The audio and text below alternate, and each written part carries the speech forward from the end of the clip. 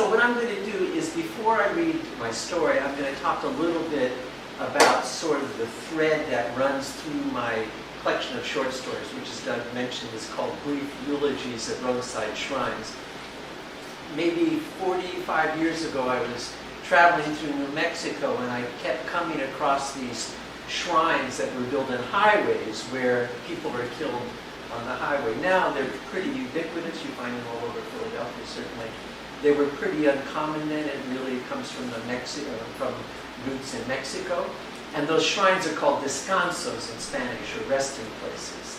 And when I first came across them, you're driving along, you look, and you sort of try to ignore them, but I would keep being troubled by them because I realized that these were, my dis-ease with it was that these are places of loss and grief.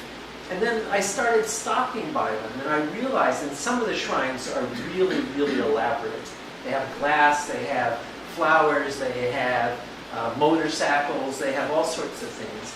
And I noticed that people were keeping them up. They'd been recently whitewashed, or the area around it was mowed, or there were new flowers. And I realized that, and some of the dates were 10 years old when the person had died. And I realized that there had been people who had been keeping up the shrines. And I started to see the shrines differently. I started to see them as sort of places that held the memories that brought these people together, that contained their stories. And then I began to see them really as kind of celebrations. And so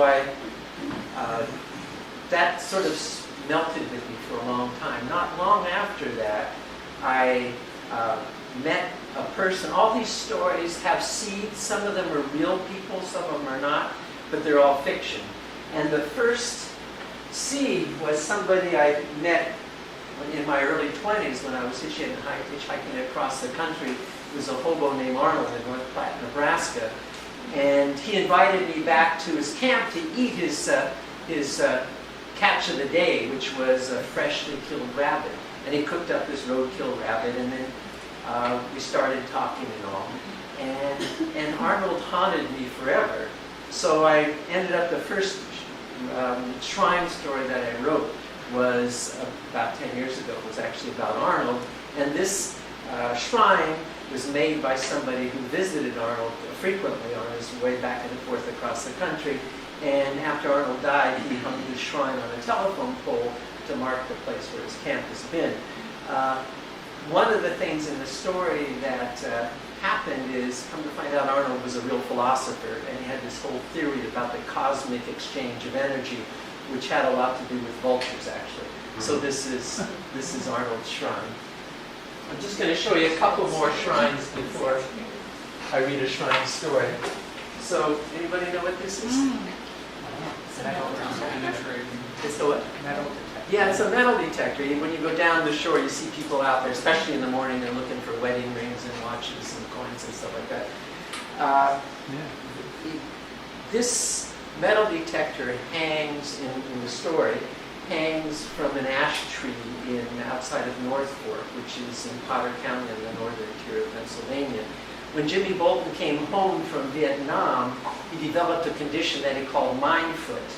So what that meant is he was afraid to go outside the house because he was afraid as soon as he put his foot down, he'd step on a mine and get blown up. So his buddy Bernie buys him one of these and gets him finally out of the house, and he motors around with him in North Fork. There's a saying on the northern tier that wounded animals aren't left to graze alone. And this is really a story about the attempt of a small community to keep one of its own afloat, and how sometimes that's just not enough. The story is called Clive, which was the name that Jimmy gave to his detector. Okay, one more.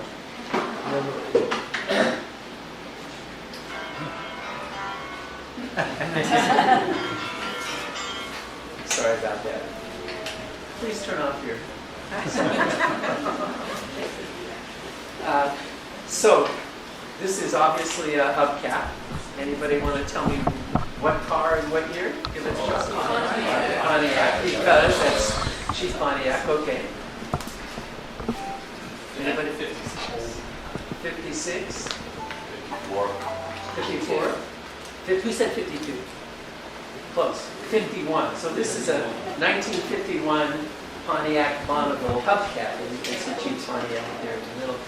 This Pontiac is part of a shrine in Mackey's Corners, Arkansas, in a junkyard in Mackey's Corners, Arkansas. It was built by Aaron, who was a snake handling preacher who lost his anointing, was kicked out of his parish, and ended up making a shrine where he worked in the junkyard out of hubcaps from conflagrations on the highway where people died.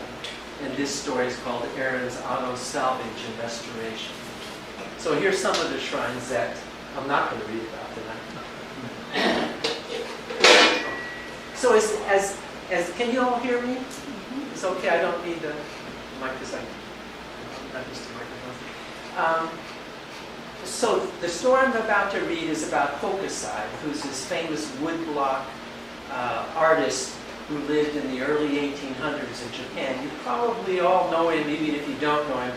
His most famous woodblock is that famous wave of Kanagawa, where you see this giant wave curling over, and then these three boats with people rowing like crazy. And in the background, there's in the perfect arch of the curl is Mount Fuji. This is a part of a series of woodblocks he did called 36 Views of Mount Fuji. So, as you'll see, he became famous, but he was also very much an outsider. He was a total character, and I'll just let the story speak for itself. So this story is called The Place of the Red-Footed Rooster in the Hierarchy of Sentient Beings. Very, very Buddhist, right? This is, by the way, this is actually, the seed of this story is a true event that occurred in 1829, the year of Moonside, the 11th year of Moonside. So this is from a true story, but that's as far as it goes. I am not famous, but my rooster is immortal. I am the poor son of a poor farmer, and my station in life is to take the cows to pasture, feed the chickens, and collect their eggs. But on Saturdays, I tie a string around the feet of my young roosters, hang them upside down on a pole draped over my shoulders, and walk the half hour from my village of Yotsuya to the market in Edo.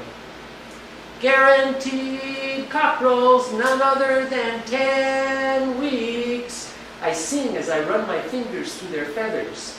I don't shout like the other vendors of fowl in the market. There's so much competition that I have to learn to distinguish myself. Thus I sing of cockerels in the melody of Unamaruru, plum blossoms in spring.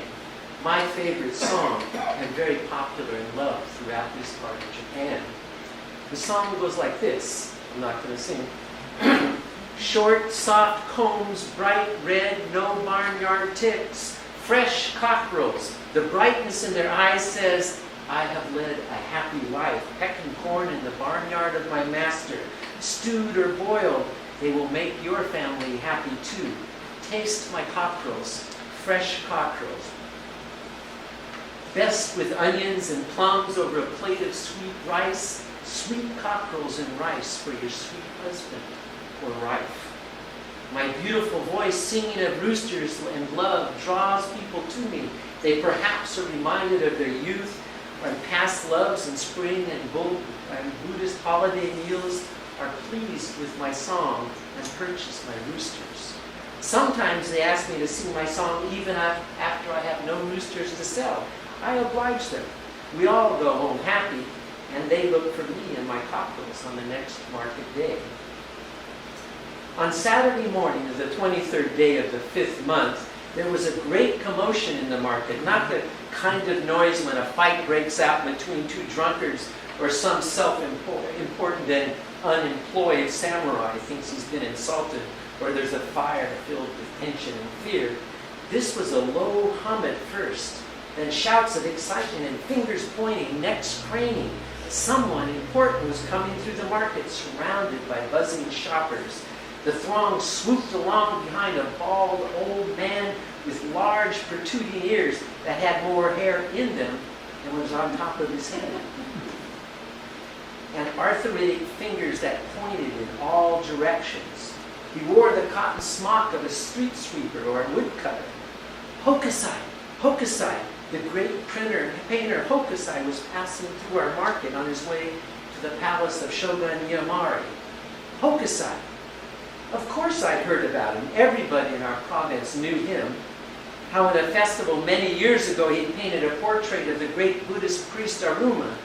But this was no ordinary portrait. The portrait was as high as a 20-year-old cedar, stretched out on the grounds of the temple, painted with a broom and great buckets of black ink. They say he sang as he painted, dancing with his broom and swirling brush strokes of joy. As high as a cedar. The entire festival came to a stop as celebrators surrounded his painting, walking in circles and around it in admiration, cheering him on. They say that just as he finished his last brush stroke, it began to rain. And the revelers all shouted, "Help the great master roll up his painting, save the painting."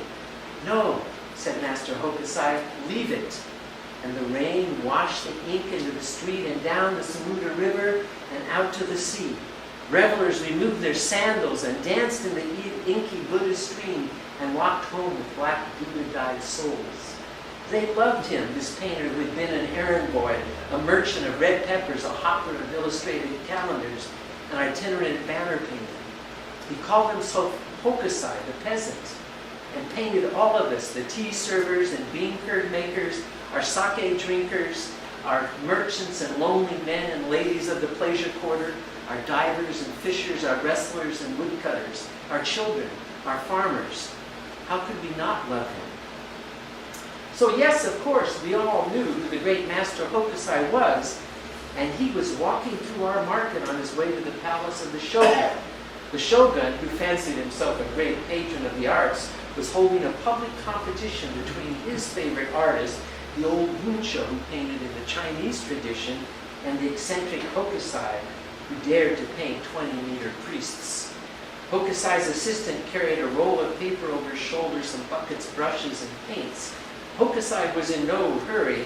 He loved to linger among our people, slapping our backs, eating our offerings of rice cakes and tea, sipping our sake. Suddenly, Hieracrhcy stopped and held up his hand to silence our crowd. "A chicken! I need a chicken!"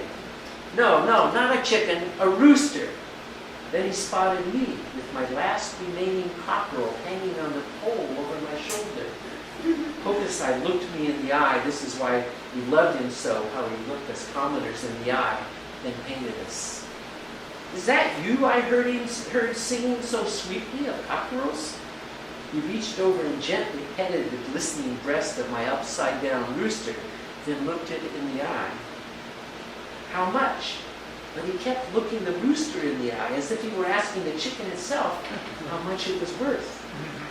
"For you, master," I said, "the rooster is a gift." As you can imagine, I was trembling. "You sell chickens, right?" "Yes," I replied. "Then I will buy your chicken. Is 40 yen a fair price?" he said as he pulled 2 coins from his pocket. I held up my hand to refuse his offering, but he slipped the coins into my pocket. "And what is the name of this elegant bird?" "Name? Who names their chickens when the next day they will be stewed?" But of course I made up a name. He who dares to fly. Hieracrhcy nodded in approval. "Our chickenmonger's a poet. This chicken must be a poet too. Come with me." And my newly named cockerel and I traipsed alongside the great painter as the crowd parted to let us pass. Half the market, it seemed, followed Hieracrhcy, his assistant, me, and my cockerel to the entrance of the Shogun's palace. The Shogun, dressed in his layers of silken robes, sat on his portable throne and explained the rules. First, the theme of the painting must be of nature. No more than 2 colors could be used, and the artist must have 30 minutes to complete his painting. The Shogun himself would be judge. A coin was flipped by one of the Shogun's guards. Master Buncho won the toss. His assistant unrolled his rice paper and put small, black, shiny stones in each corner to hold it down. He then set to grinding the ink and placed 3 brushes in a bucket of water to soak. Buncho kneeled before the paper in deep meditation, eyes closed, hands on his thighs, waiting for the painting to come to him. He was revered in our province for evoking beauty between the lines, for leaving his spirit on the paper. We were all silent as he stood and bowed to the blank rice paper, asked his helper for his large brush, dipped the brush into the ink, and then into the bowl of water to get the correct translucency of wash. He bent forward and with great round strokes began. Transfixed, we watched as he changed brushes, mixed cloud-like washes with bold and colorful strokes, rotated the brushes from the wet side to the dry side with a flick of the wrist.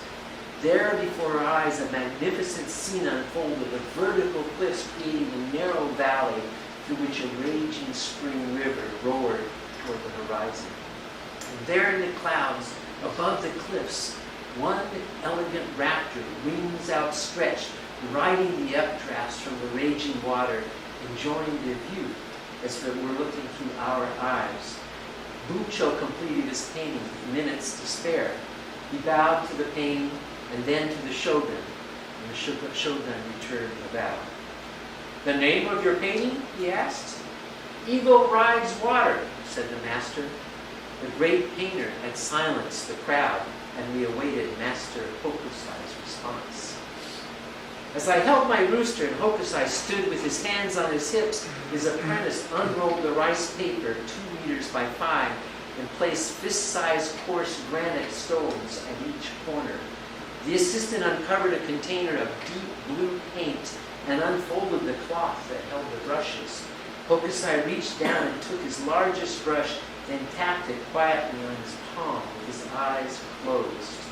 Tapping, waiting for the spirit to flow into the brushes. At last he dipped the brush into the bucket with the same serenity that one drinks tea, dangled it by the tip of the handle, and waited till it dripped no more. Then in one instant he bent down, touched the brush in one corner of the paper, and sloshed a single great blue undulating wave as he skipped to the opposite corner. He stood back and contemplated his blue brush stroke for 2 minutes, as if having a conversation with me. The master then uncapped a container of red paint and motioned to me, or rather to my cockerel. I handed him He Who Dares to Fly.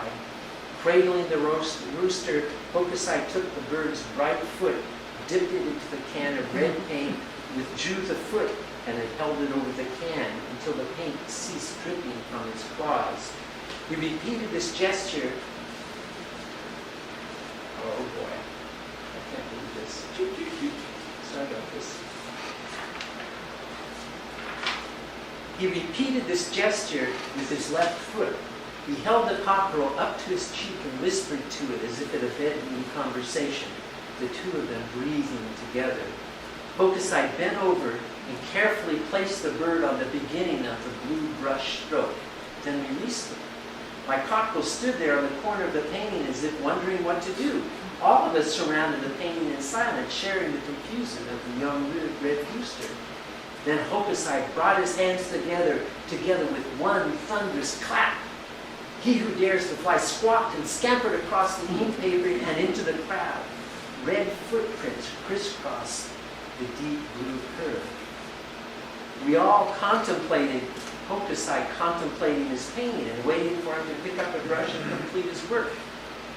But the master bowed to the painting and then to the shogun. He completed his task in 6 minutes.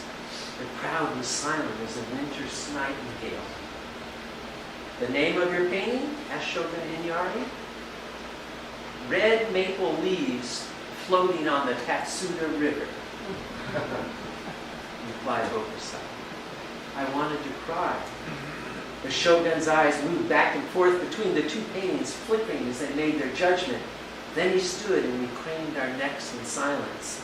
The shogun bowed twice to Master Hokusai, a signal that he had won the competition. Hokusai returned the bow, then did something that is the reason we loved him so. He stood next to his painting and bowed to us, the merchants and shoppers from the market who left their stalls and shopping chores to follow him to this moment. 4 bows to each corner of the crowd that surrounded him. We returned his bow, then went crazy, dancing and singing around his painting. We then dispersed to return to our stalls to selling tobacco and sweets and plums and tea and sake, to sweeping the streets, buying fresh daikon and soy noodles for our evening meals, servicing lonely men, and hawking poppies. Now, every Saturday as I tend my chicken stall, I sing a new song, a haiku, to attract customers to my song of Hokusai. Market day, for sale, red maple leaves in autumn. He who dares to fly.